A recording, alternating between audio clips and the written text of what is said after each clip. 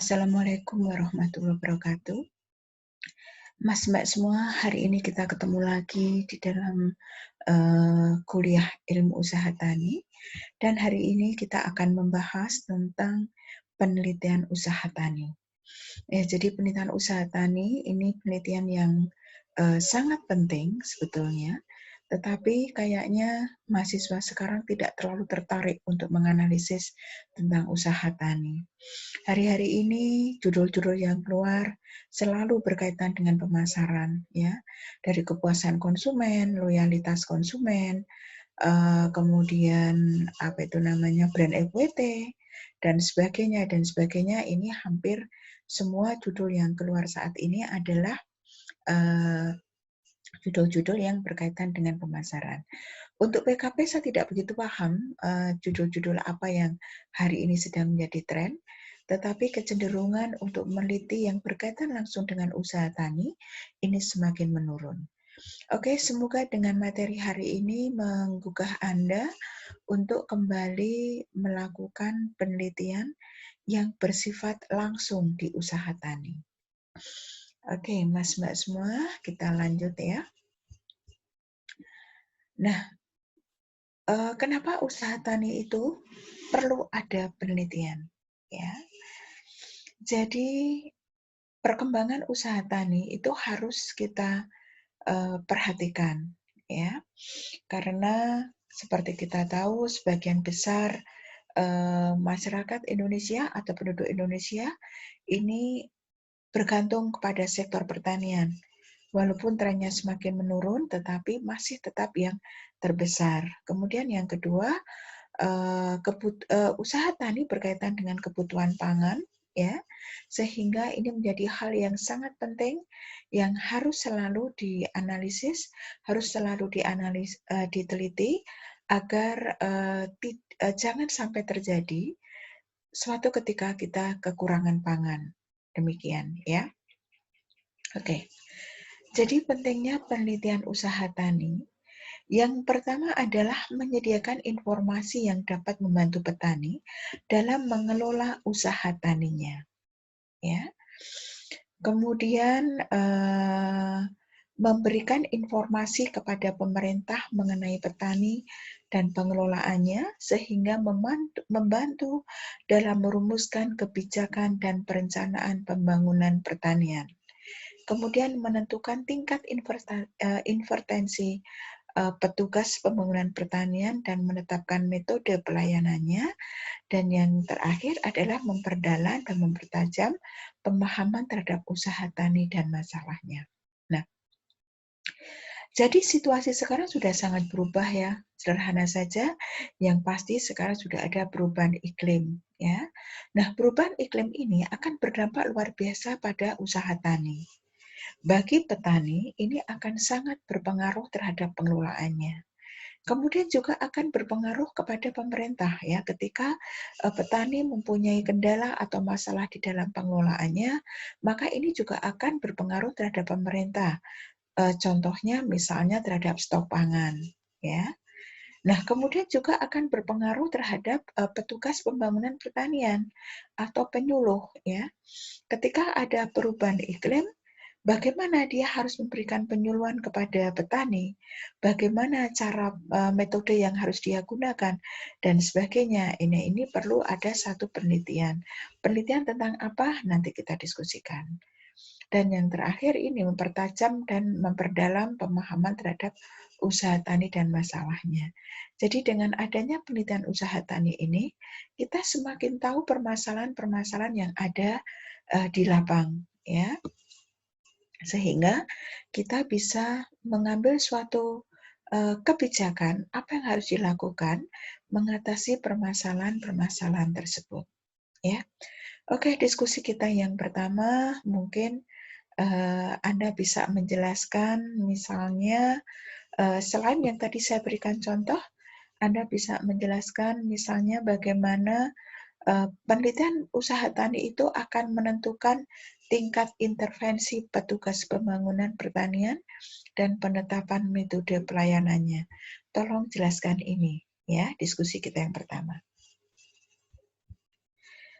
Kemudian, apa sih yang dimaksud dengan penelitian? Penelitian adalah suatu proses yang panjang di mana setiap penelitian bertujuan untuk menemukan sesuatu penemuan yang baru, menjawab suatu pertanyaan,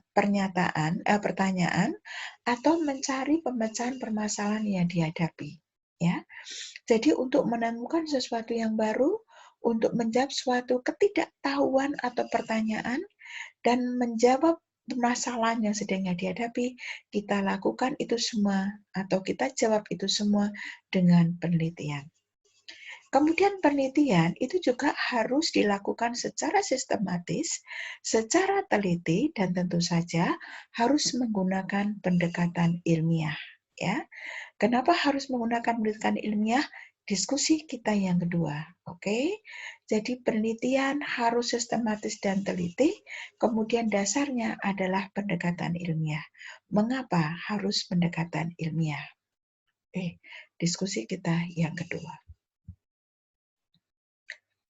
Nah, tadi saya sampaikan kepada Anda semua, cobalah mulai untuk kembali menggali potensi usaha tani untuk penelitian ya untuk skripsi Anda. Anda masih semester 3 ya saat ini ya. Oke.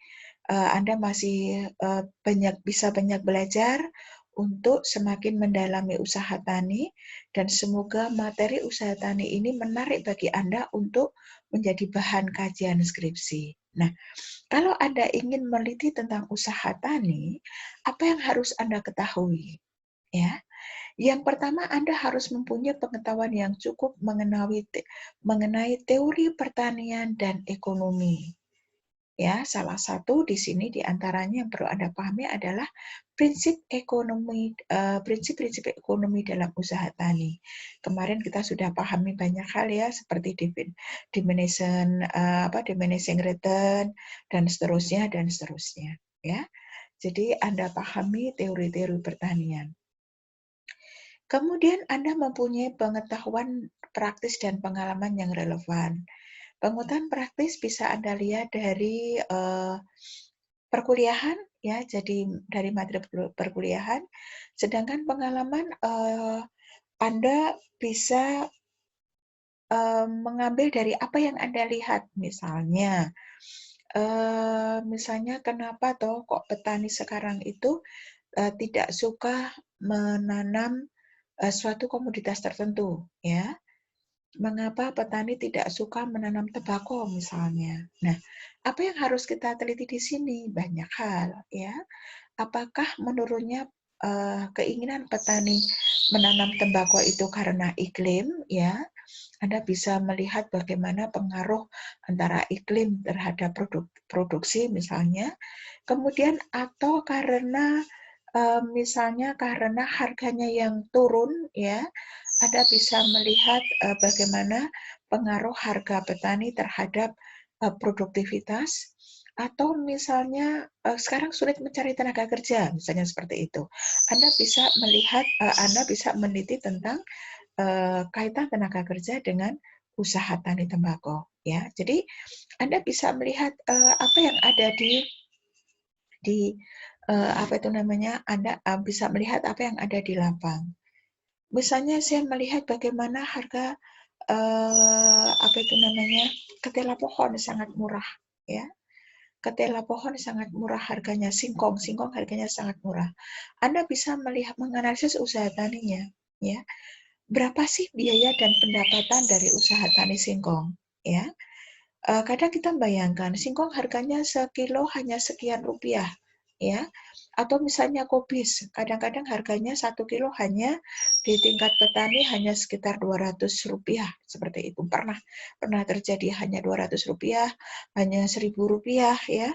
Yang menurut kita betapa sangat murahnya. Kemudian kita bertanya-tanya, apakah itu menguntungkan bagi petani? Apakah itu visible begitu? Nah, Anda bisa menganalisis ini dari pengalaman-pengalaman ini, dari apa yang Anda lihat di lapangan ini, Anda bisa melihat atau melakukan penelitian terkait dengan hal-hal tersebut.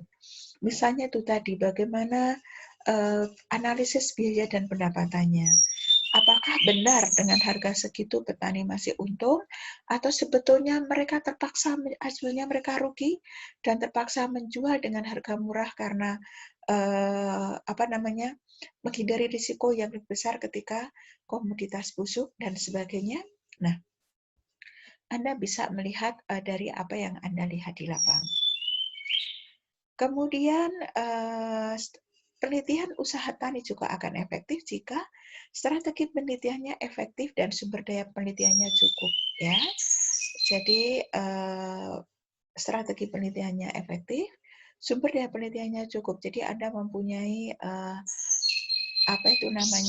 mempunyai dasar yang cukup, dan Anda juga mempunyai tenaga yang cukup untuk melakukan penelitian. Kemudian yang paling penting lagi, yang tidak kalah penting maksud saya, penelitian usaha tani akan berjalan efektif kalau ada administrasi penelitian yang memadai.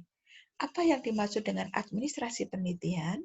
Administrasi penelitian adalah pencatatan yang benar, ya.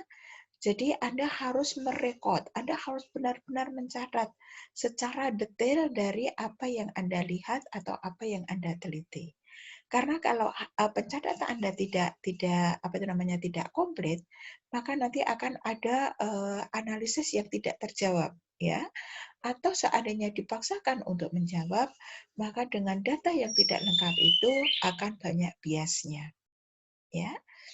Jadi kalau Anda tertarik meneliti usaha tani, dan harapan saya Anda tertarik, Anda bisa memulai dari sekarang untuk memahami prinsip usaha tani, kemudian mulai melihat apa yang ada di lapangan, ya, apa-apa yang bisa Anda lihat berkaitan dengan usaha tani yang itu penting untuk Anda teliti, kemudian Anda siapkan strateginya, Anda siapkan sumber dayanya, dan yang terakhir Anda harus ada kemauan dan kemampuan untuk mengadministrasikan. Ada dua hal yang harus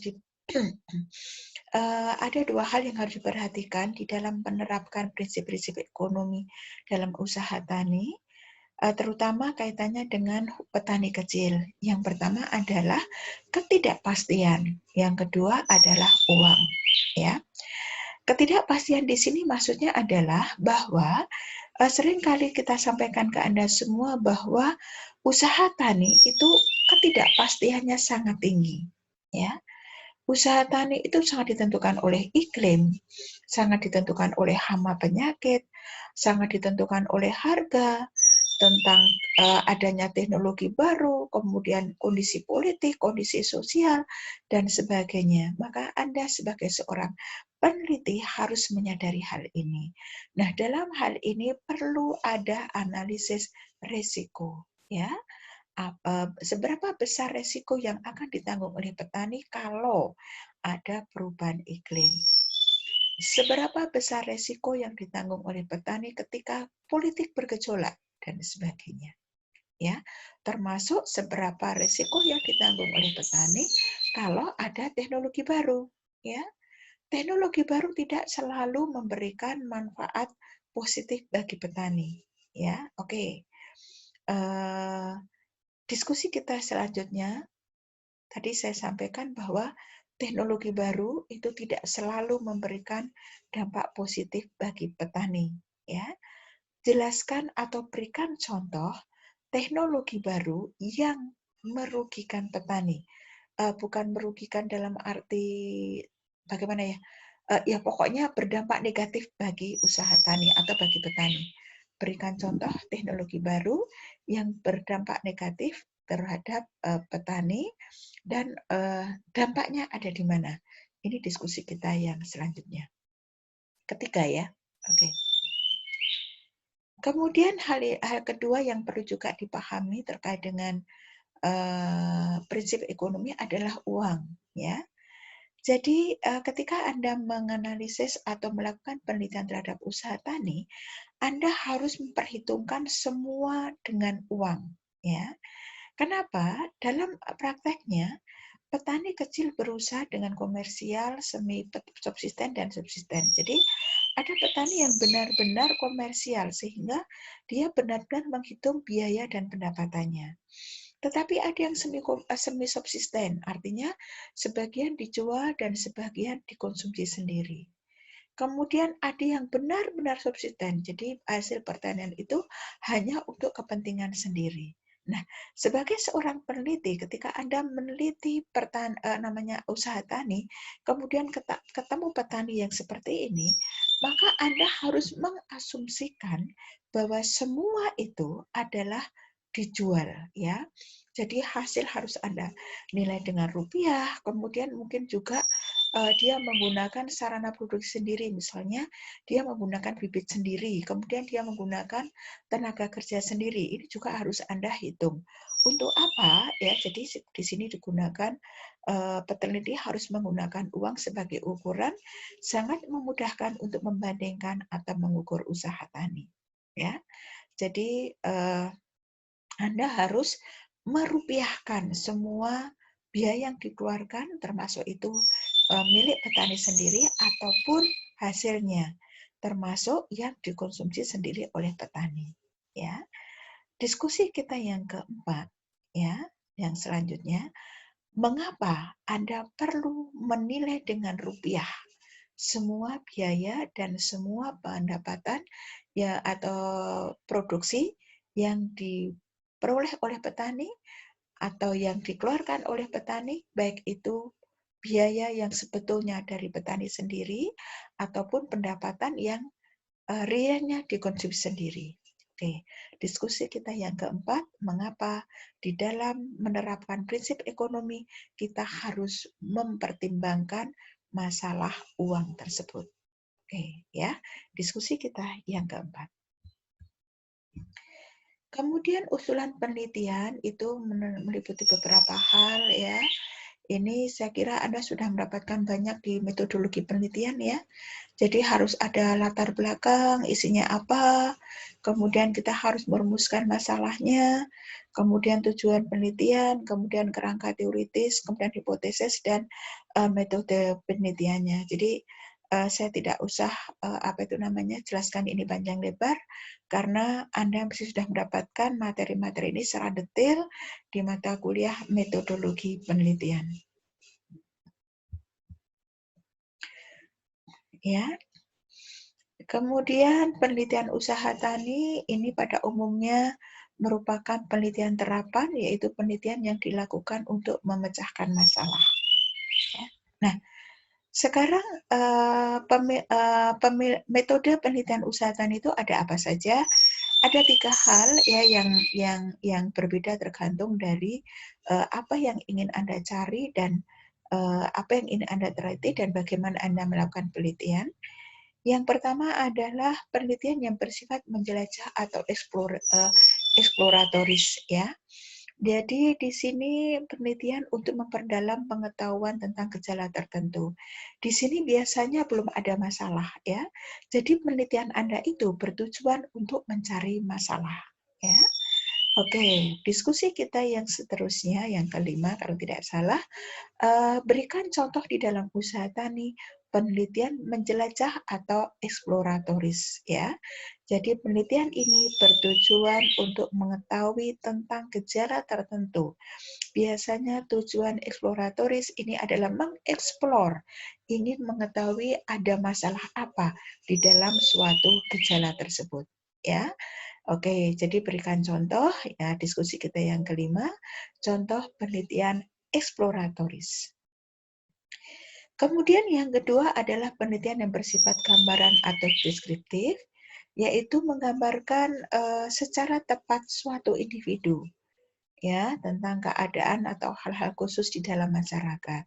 Oke, diskusi kita yang selanjutnya berikan contoh tentang penelitian deskriptif, jadi menggambarkan ya secara tepat kondisi masyarakat.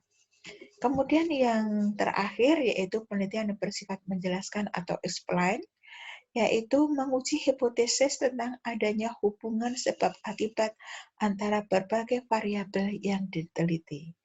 Berikan contoh ya diskusi kita yang selanjutnya, berikan contoh penelitian usaha tani yang bersifat menjelaskan. Oke, ya. Jadi tadi ada exploratoris, ini ada suatu gejala, kemudian kita mencari, penelitian kita adalah mencari ada masalah apa terkait dengan gejala tersebut.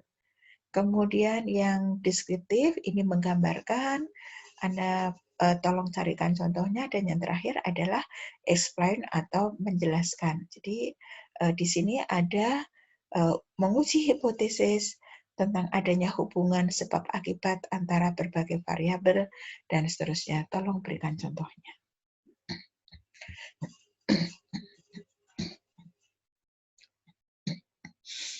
Kemudian metode teknis untuk membantu penelitian, ini ada metode logika, yaitu metode yang mengandalkan kemampuan panca indera. Ya, di situ ada induksi dan deduksi. Jadi kalau induksi, ini observasi yang dilakukan oleh peneliti kemudian diolah, disimpulkan, dan menjadi kesimpulan yang bersifat umum.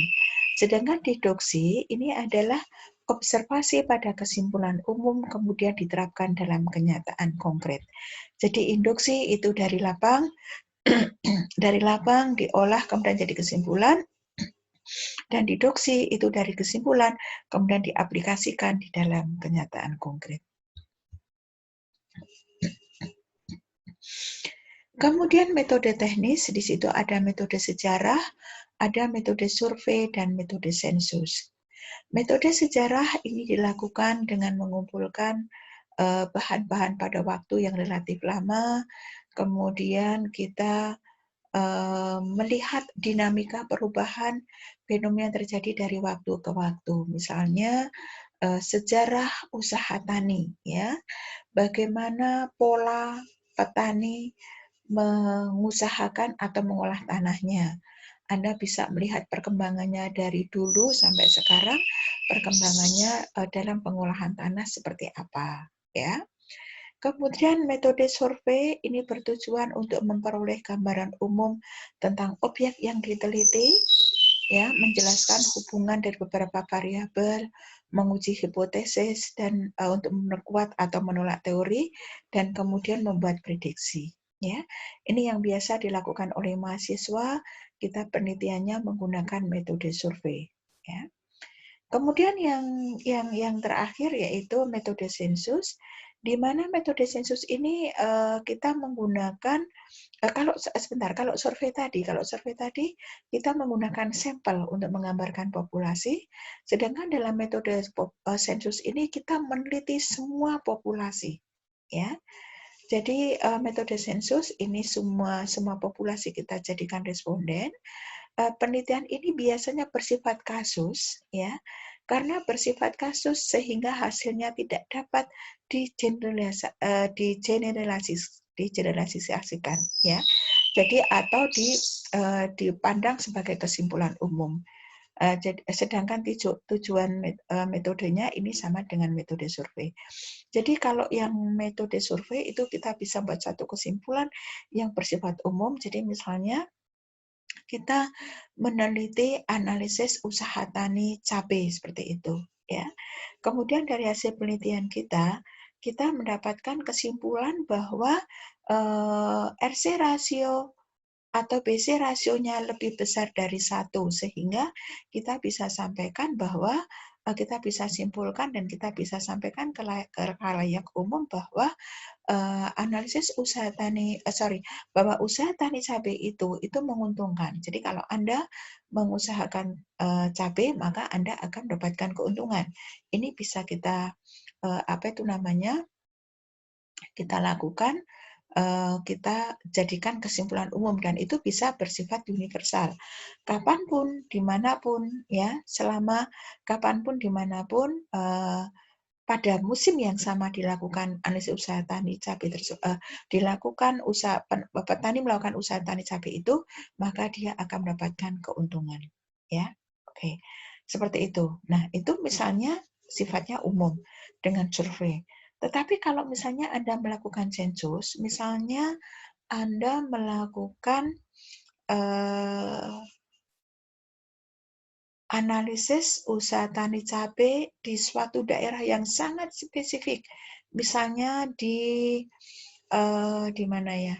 Di suatu daerah sangat spesifik, misalnya di pinggir sungai misalnya, ya, di pinggir atau di pinggir pantai misalnya, ya, misalnya di pinggir pantai. Nah, hasil dari di pinggir pantai, kemudian misalnya lagi di situ petaninya mempunyai suatu kebudayaan atau mempunyai suatu sistem cara penanaman yang sangat spesifik yang itu tidak ada di daerah lain.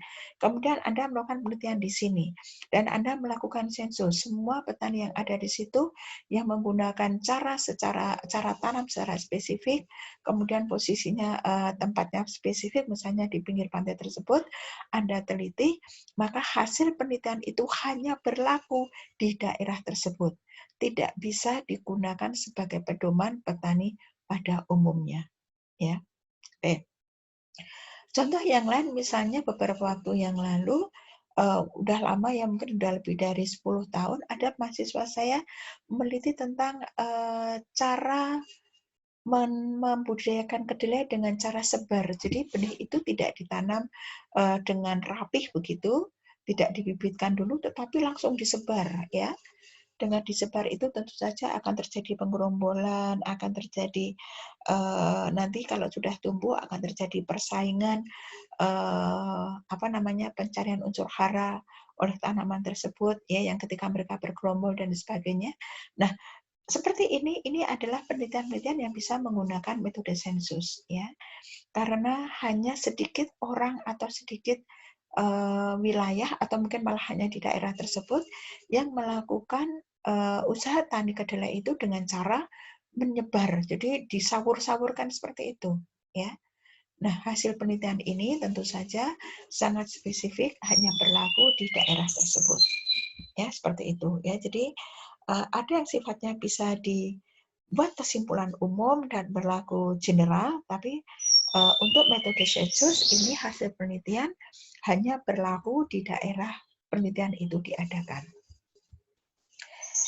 Kemudian metode teknis yang lain ada metode grounded research, yaitu metode yang didasarkan pada kumpulan fakta yang dianalisis dengan analisis perbandingan, kemudian membuat generalisasi empiris untuk menentukan konsep dan mengembangkan teori. Jadi penelitian ini dilakukan untuk menentukan konsep atau mengembangkan teori yang nanti akan menjadi dasar bagi peneliti-peneliti selanjutnya. Kemudian ada metode action research, yaitu metode yang dipakai peneliti bersama-sama dengan pengambil kebijakan untuk melaksanakan program tertentu. Ya, oke. Diskusi kita yang selanjutnya, tolong Anda berikan contoh action research. Ya. Kemudian yang terakhir adalah metode eksperimen, yaitu metode yang banyak digunakan untuk penelitian dasar seperti pertanian, biologi, teknik, dan sebagainya. Contoh di bidang pertanian, misalnya Anda di lab melihat daya kecambah, misalnya seperti itu. Ya, daya kecambah suatu benih, ya, Anda bisa melakukan eksperimen sehingga nanti kalau diaplikasikan di lapang, Anda sudah tahu berapa prosentase benih ini yang akan tumbuh dengan baik dan seterusnya. Kemudian penelitian usaha tani itu untuk apa?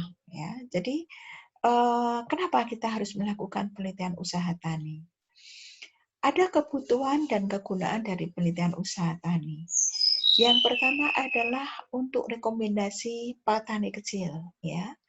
Jadi petani itu akan mendapatkan hasil yang optimal ketika dia menjalankan rekomendasi dari hasil penelitian. Ya. Di sini terkait penyediaan teknologi, kemudian juga terkait informasi pasar, dan sebagainya. Kemudian penelitian usaha tani juga diperlukan di dalam evaluasi proyek, ya, bahwa setiap usulan proyek harus dikaji apakah manfaat yang diperoleh melebihi biayanya atau tidak, ya. Dalam evaluasi proyek kita akan mengenal istilah go atau no go, ya. Jadi go itu artinya berdasarkan penelitian proyek tersebut layak dilaksanakan dan layak diteruskan, sedangkan no-go itu berdasarkan penelitian sebaiknya proyek tersebut tidak dilaksanakan. Ya, jadi kalau akan melakukan penelitian, terutama yang besar, misalnya saja pemerintah akan menerapkan besar-besaran pengembangan kedelai misalnya. Nah, dilakukan analisis dilakukan evaluasi proyek dulu. Apakah usaha tani kedelai ini dilaksanakan di musim tertentu ya, atau di wilayah tertentu akan memberikan manfaat atau tidak ya? Atau misalnya yang contoh-contoh yang ini misalnya sebuah perusahaan sawit ya, perusahaan sawit dia akan membuka lahan baru. Nah, ini biasanya dia akan lakukan evaluasi proyek terlebih dahulu. Nah, evaluasi proyek itu bermacam-macam, dari teknisnya, dari ekonomisnya, dari sosial budayanya, dan sebagainya. Ya, nanti kita akan melihat apakah manfaat yang diperoleh itu melebihi yang dikeluarkan. Seandainya manfaatnya lebih besar, maka kesimpulannya adalah go, artinya proyek tersebut bisa dilaksanakan. Kemudian penelitian juga penting bagi perencanaan pertanian. Kemarin kita sudah singgung ini ya, sudah kita pahami. Jadi perencanaan pada sumber daya yang tersedia bagi petani selama kurun waktu perencanaan. Ya, jadi perencanaan ini akan sangat penting. Kemarin kita sudah singgung apa dampaknya kalau petani tidak melakukan perencanaan. Ya, dan perencanaan yang baik adalah perencanaan yang dasarnya adalah penelitian. Kemudian penelitian juga akan sangat berguna untuk kebijakan pertanian. Ya, jadi pemerintah dan juga mungkin pengusaha ini di dalam mengambil kebijakan ini seyogianya berdasarkan penelitian. Ya. Kemudian pembangunan desa ini juga penting ya. Jadi penelitian usaha tani ini juga penting untuk pembangunan desa, di mana di situ mencakup pendapatan, kesehatan, pendidikan, kebudayaan, dan infrastruktur. Oke, diskusi kita yang selanjutnya, tolong berikan contoh atau penjelasan terkait dengan kebijakan pertanian yang didasarkan pada penelitian pertanian. Penelitian usaha tani, maaf. Jadi tolong Anda jelaskan kebutuhan atau kegunaan atau relevansi antara penelitian usaha tani dengan kebijakan pertanian. Kemudian juga diskusi kita yang selanjutnya berikan contoh bagaimana penelitian usaha tani itu mempengaruhi atau penting digunakan di dalam pembangunan pedesaan. Kemudian di sini ada tahap-tahap penelitian usaha tani. Nanti tolong Anda pahami sendiri ya. Ini masih sama dengan di dalam metodologi penelitian yang Anda sudah pahami panjang lebar ya, sudah Anda pahami. Di sini hanya dispesifikkan untuk usaha tani. Nanti tolong Anda pahami sendiri. Oke, Mas Mbak semua. Jadi ini yang saya sampaikan kepada Anda semua terkait dengan penelitian usaha tani dan apa kepentingannya ya. Saya sampaikan yang sifatnya kemanfaatan, sedangkan penelitian usaha tani secara teknis nanti silahkan Anda pelajari sendiri ya tentang penelitian teknis usaha tani, nanti Anda pahami sendiri. Oke, Mas Mbak semua, demikian paparan saya. Silahkan Anda pahami dan setelah Anda selesai menyimak video ini, kita mulai diskusi seperti biasanya. Oke, terima kasih atas perhatiannya. Wassalamualaikum warahmatullahi wabarakatuh.